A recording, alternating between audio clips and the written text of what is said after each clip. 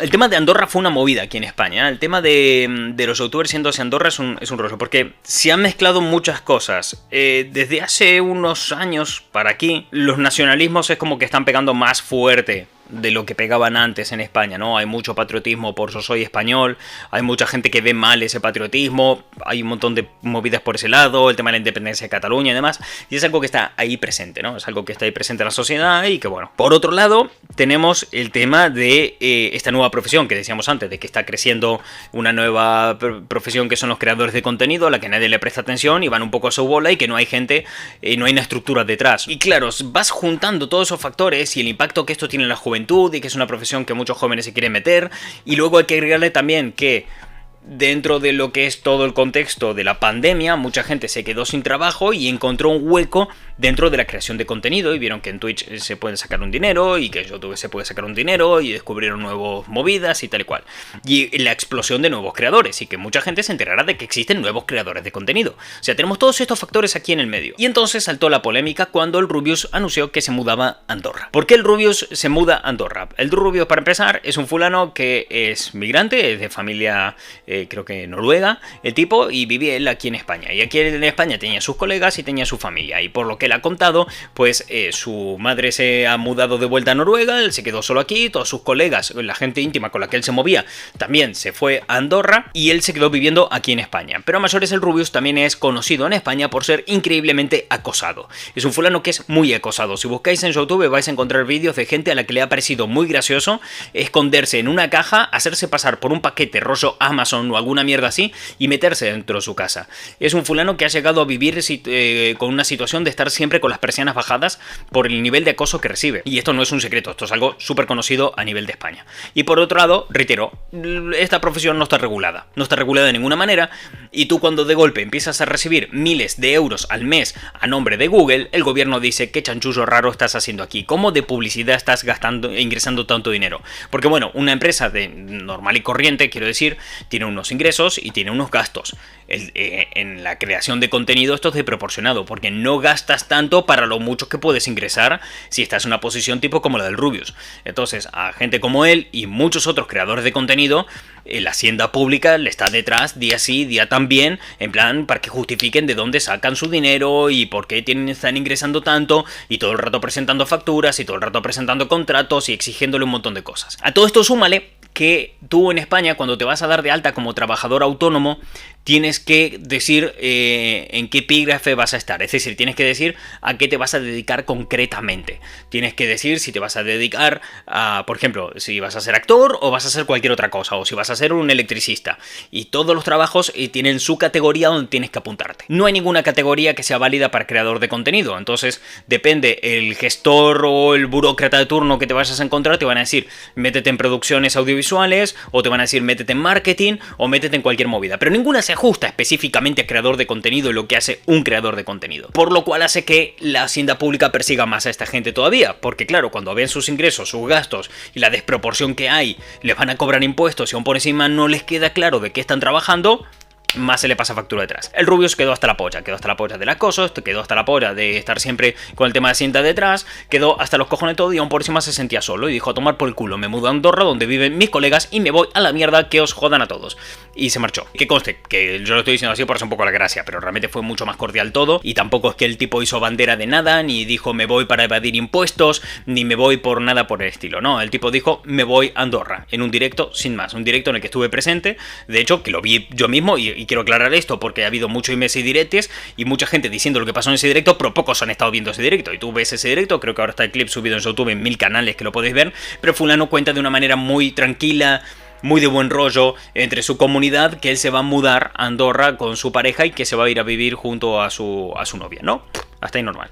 El tema está en que antes de que él se fuera, antes de que él se anunciara esto, y hay que entender que el Rubius es una figura muy importante para España, en el sentido de que es el creador de contenidos pionero que abrió la vida de todo esto y le hizo ver al mundo español que existía esta profesión y que era importante y que aquí había mucho negocio y mucha movida detrás. Entonces, claro, tal vez no sea el más grande a día de hoy, pero desde luego históricamente es el más importante. Que lo diga él tiene un peso. Pero es que antes de que lo diga él, ya otros creadores de contenido se habían ido para allí, se habían ido para Andorra. Y los que se fueron para Andorra sí se fueron abiertamente diciendo: me voy a Andorra porque Andorra es un país donde pago menos impuestos. Algunos los decían de una manera muy trabajada, diciendo: mira, lo he hablado con mi gestor, lo he hablado con la gente de mi empresa, lo he hablado con un montón de peña y hemos sacado números y sí que nos corresponde tal y cual. O sea, de una manera muy trabajada, diciendo: mira, a mí me compensa más esto, me voy para allí. Otros dijeron simplemente decir: mira, tengo un montón de dinero y me apetece vivir en la montaña con la puta vida de rico.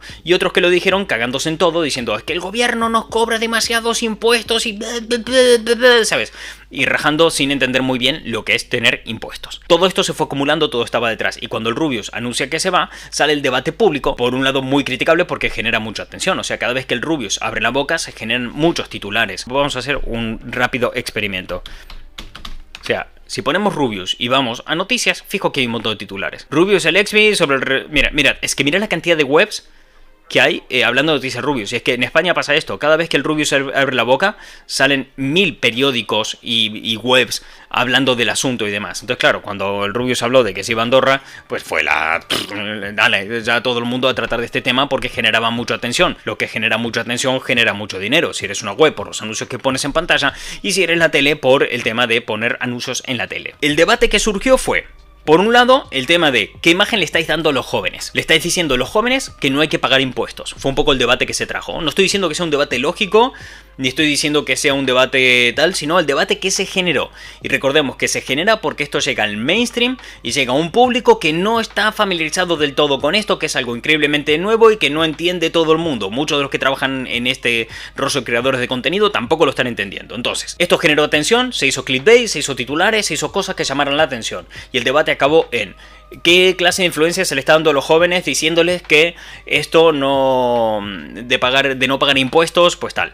Por otro lado, gente diciendo: qué pocos patriotas son. Recordemos el tema nacionalismo que os decía antes. Qué pocos patriotas son que ahora, cuando tenemos la pandemia y hace falta pagar la sanidad y ayudar a un montón de gente, ellos se van con su dinero y no van a pagar impuestos, y entonces el gobierno lo va a pasar peor. Todo muy escandalista, quiero ponerlo. O sea, tampoco creo que nadie de fuera de España piense que el gobierno de España va a entrar en quiebra porque el Rubius no paga impuestos en España. No va por ese lado, no va por, no es esa situación, pero sí era un poco el debate que había. Entonces, a esto vete sumándole todos esos debates.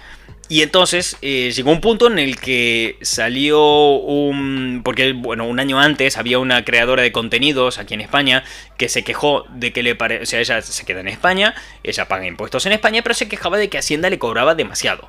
Y en su momento, os digo, como un año antes de esto, Ibai había sacado unas historias hablando de este asunto, diciendo pues que a él le parecía normal que se cobrara, que si tú ganas mucho, que te cobren mucho, ¿no? Si tú tienes una cantidad de ingresos y de beneficios descomunal, ves normal eso. Lo que él decía es que no veía normal que al pequeño trabajador que no ingresa tanto se le esté cobrando también una salvajada. Bueno, este tema es aquellas cosas que Ibai había comentado en Instagram, un poco como que resurgieron en ese momento, entonces como que se crearon dos bandos.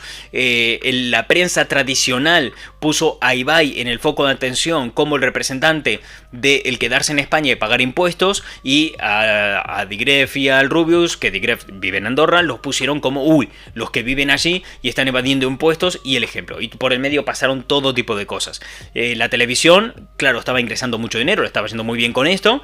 El medio de la prensa también les iba de puta madre con esto, y lo que empezaron a hacer es generar mucho negocio con esto a base de titulares, programas y contenido televisivo súper tóxico que marcaba un arco argumental de los creadores de contenidos, una panda de cerebrados que no tienen puta idea de lo que están haciendo y defraudan al gobierno. Se llegaron a decir cosas muy graves, porque lo de irse a Andorra no lo inventaron los youtubers. Ya años antes había habido mucha polémica por muchos jugadores de fútbol que venían a España a jugar, jugadores de fútbol, tenistas y un montón de gente, ¿no? Que venían a España a jugar o eran ya de España, pero vivían en Andorra. O sea, habían puesto su casa, su residencia en Andorra para pagar menos impuestos, pero trabajaban en España. Y ahí aquello fue en su momento, o sea, quiero decir, en su momento cuando salió fue muy criticado esta gente, porque decían: joder, tú estás trabajando en España y vives en Andorra, o sea, te llevas, o sea, el dinero lo generas en España, pero pagas los impuestos de Andorra que son mucho menores, entonces hay una fuga de capitales por en medio.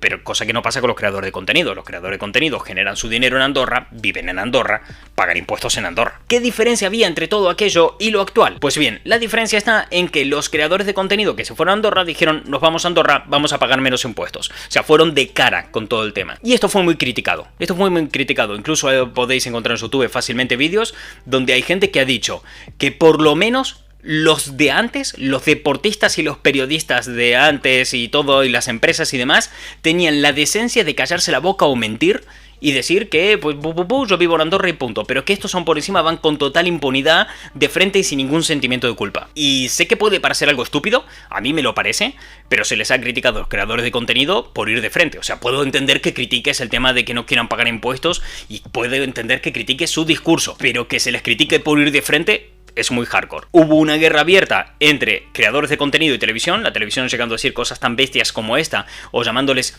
gilipollas, así tal cual con todas las letras, o insultándolos descaradamente en televisión a los creadores de contenido, y los creadores de contenido respondiendo con mucha elegancia, pero mucha severidad y con comunidades que tiraban mierda. Y así fue continuamente hasta que el tema se desinfló y ya no le importaba a nadie, porque ya dio todo de sí lo que podía dar. El tema al final pues pasó a segundo plano. Fue algo que no tuvo ningún tipo de cierre, no acabó con ningún tipo de regularización, no acabó con ningún tipo de nada. Lo más cercano que hubo fue que el gobierno de España planteó dentro del programa España 2050, que fue el que hablamos en un podcast con lo de jardinero de Minecraft y todo eso, fue que pues el gobierno de España se empezara a centrar más en esto, ¿no? Pero a largo plazo, ¿no? Decir, bueno, vamos a empezar a prestar un poco de atención a esto, a ver qué está pasando, pero entendemos que es algo que no vamos a poder solucionar de la noche a la mañana, que si hacemos algo de la noche a la mañana van a ser solamente apaños de mierda y aquí hay un problema estructural. Y nada, fue eso lo que pasó. Eso es un poco un resumen rápido de toda esa mierda que hubo por en medio, donde esos días, esos meses de polémicas con este asunto de mudarse a Andorra y no pagar impuestos, en ese contexto tal, ser creador de contenidos era ser la escoria. O sea, si tú le decías a alguien que eres creador de contenidos, se te reían en tu cara, te señalaban con el dedo y te decían que eras lo peor para este país porque estabas traicionando España, ¿no? Fue un poco ese rollo, pero bueno, al final se pasó